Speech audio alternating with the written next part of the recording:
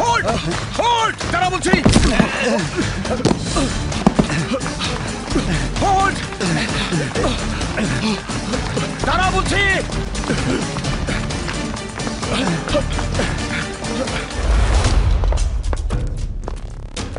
প্রতিবার বাবুনগরের নেতৃত্বের লড়াইয়ে আসলাম সওদাগর আমার কাছে পরাজয় বরণ করে আমাদের চিরশত্রু হয়ে দাঁড়িয়েছে। তাই আমাদের সবাইকে খুব সাবধানে থাকতে হবে।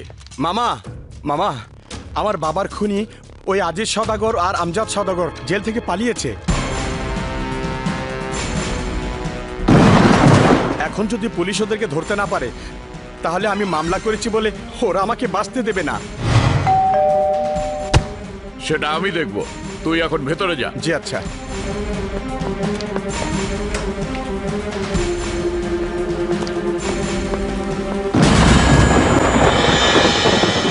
তোমার বাড়ির দরজায় এই শত্রুকে দেখে অবাক হচ্ছ তাই না?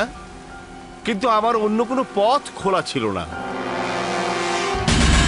একে তো ফাঁসির আসামি, তারপর ওরা জেল থেকে পালিয়েছে।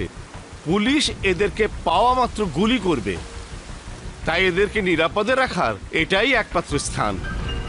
পুলিশ সহ সবাই জানে আমরা দুজন দুজনার চিরশত্রু, তাই তোমার বাড়িতে পুলিশ এদেরকে খুঁজতে কখনোই আসবে না। তুমি যদি রাজি থাকো তাহলে আজকের রাতটা ওরা তোমার এখানেই থাকবে।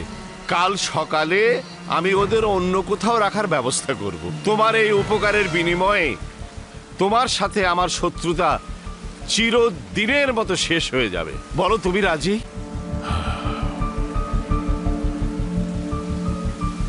ঠিক আছে, আমি রাজি।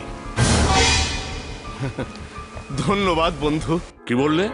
ফাঁসির আসামি আজিজ সওদাগর ও আমজাদ সওদাগর আজ রাতের জন্য রায়হান চৌধুরীর বাড়িতে আশ্রয় নিয়েছে? হ্যাঁ। ঠিক আছে।